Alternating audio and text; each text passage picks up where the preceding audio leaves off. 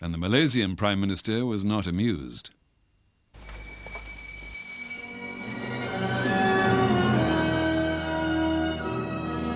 On the 9th of August 1965, the separation became official. The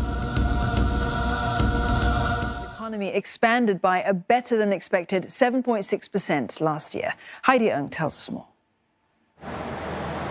Singapore's growth is expected to continue this year, despite uneven expansion across sectors. One analyst says that implies recovery will be more widespread, with a better quality of growth in 2022.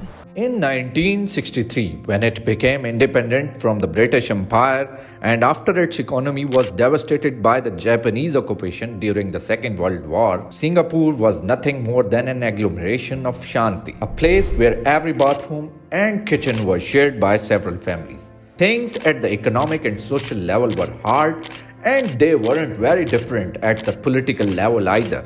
The truth is that Singapore's beginnings weren't at all promising. See, at first, Singapore united with Malaysia, but the romance didn't last long. Just 2 years later, in 1965, after several political and ethnic clashes with the aristocratic and extractive Malaysian government, Singapore was expelled from the Malay Federation and was de facto forced to declare itself independent. The challenge that this small country faced was huge. Singapore was poor, it had less than 2 million inhabitants, and it lacked very natural resources. It wasn't even self-sufficient in terms of food and water. But just a second, because the story we all know is a bit different.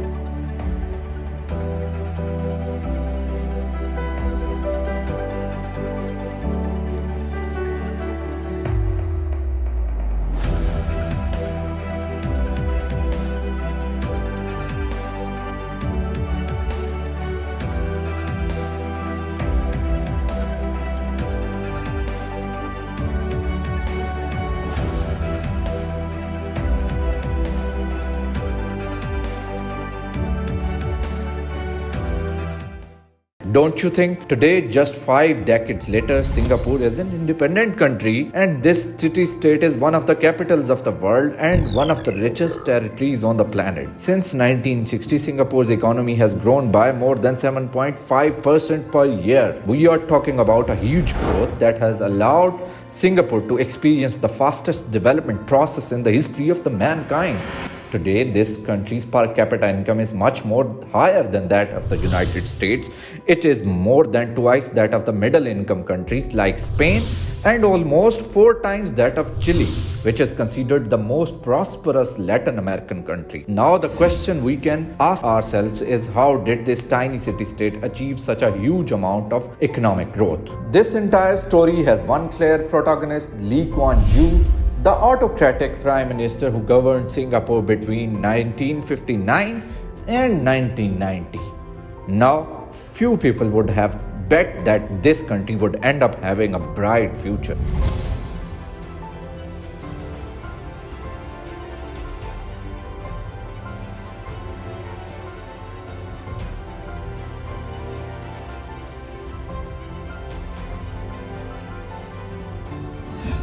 And Lee Kuan Yew's first years leading Singapore didn't bode well. As the Secretary General of the Popular Action Party, a party that belonged to the Socialist International Party, this Prime Minister initially flirted with so-called import substitution industrialization policies, a political approach that blindly commits to protectionism as a way to achieve development, something that was particularly popular through the 20th century in Latin America. Well, actually, in a way, it still is. Really, in his first years of the government, Lee Kuan Yew was closer to Argentine politicians than to anyone who supported the free market and globalization. However, unlike what happened in Latin America and Singapore, they soon realized that this type of policy was by no means the best to escape poverty. That's why, starting in 1965, a very different approach was launched, a political and economic commitment that transformed Singapore completely, opening up to global I markets. think as long as there is peace and security and stability in the world and a place for small countries, we should not be one of the least successful small countries.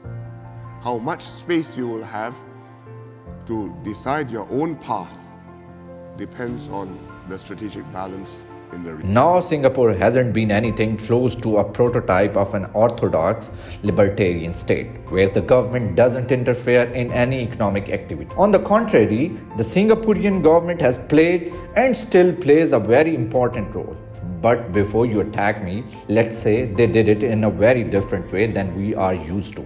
For example, in old Europe, in Singapore, the government didn't try to take over the larger sections of the economy, nor did they attempt to regulate everything down to smallest detail, nor of course did they try to expand public spending and taxes.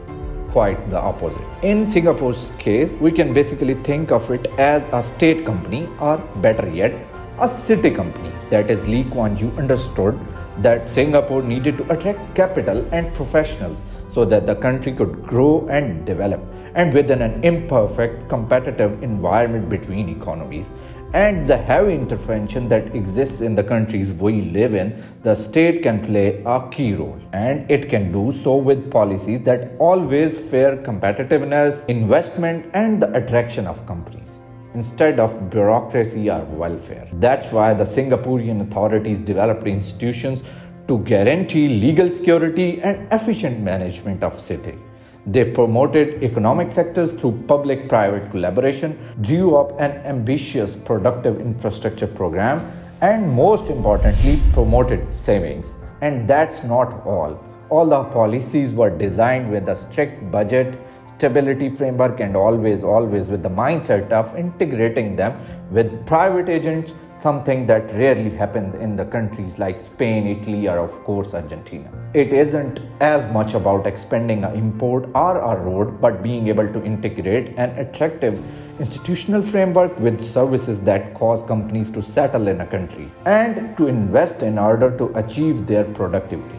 Let's put it in another way. How do companies compete in the market? By offering better conditions than the competition, right? Lee Kuan Yew understood that in our world, competition between countries isn't very different. Therefore, perhaps the best way to see and understand the keys to Singapore's success is to view this city-state not as a country to be used, but as a service provider in a competitive industry. In Singapore, the government understood that the community itself, the city itself, was an asset, and that, well managed, it could become a competitive advantage. But to understand this better, let's take a look at some concrete example of the policies that Lee Kuan Yew set on the table. First objective: despite having a city with very high population density, turn it into a non-chaotic, unnoisy, and unpolluted place. To do this, the government imposed traffic taxes in 1975. So today, traffic in the city is subject to tolls that are charged electronically to all the users on the road, that is, to all vehicles. That way, they managed to impute the street's maintenance cost to the real road users, managed to avoid traffic jams, and avoided a big cause of pollution. The result of this approach has been that today, Singapore, despite having a very high population density and being one of the economic engines of the world, has a very fluid traffic and in addition imposes maintenance costs based on each driver's use of the road. That is, if the benefit you gain isn't greater than your toll, which is the maintenance cost of the road itself, then you can leave the car at home. And if your benefit is greater, then you have roads through which you can move quickly. Of course, to make all this possible, Singapore developed a fantastic and very efficient and affordable public transportation system. And another much more controversial measure due to its paternalism is forcing all the workers to invest a quarter of their salary into a rigid national savings plan that's also managed by the state organization. With this program, the island's government gets workers to accumulate savings with which they can pay for the health services, educational services, and their own retirement. And while that happens, the state gets the capital it needs to invest in projects in and out of the country that are understood as essential for the city's competitiveness. In a certain way, workers don't only become users but also investors in this city company. Of course, these types of interventions where the state maintains clear leadership are complemented by the policy that favors free enterprise and one of the freest regulations in the world in terms of capital, goods and worker circulation. Folks, in Singapore, taxes are low. For example, someone with $60,000 income pays 5% income tax. Tariffs are practically non-existent. There's no minimum wage. Public expenditure accounts for approximately 18% of the GDP. And if all that weren't enough, Singapore's economy is considered to be second freest in the world. The result of this is that a country that until a few decades were very poor is now one of the richest countries in the world. And don't think that it's just a matter of economic numbers. Singapore also has some of the best universities with the students at forefront of the subjects like science and mathematics. Their healthcare system is considered excellent. There's no unemployment, there's no crime, and their expectations of the future are extraordinary. For example, in the Human Development Index produced by UN, Singapore occupies the 10th place above the countries like Sweden, Iceland, France, and Finland. The negative side that there is one is concentrated in its political system, which although it's evolving is still very restrictive of civil liberties. In Singapore, prisoners' sentences are very high, censorship is normal part of life, and different behaviors aren't usually well seen. We will talk about this and more in future videos because, of course, Singapore is one of the most fascinating countries in the world and a real magnet for professionals from all over the globe. Thank you.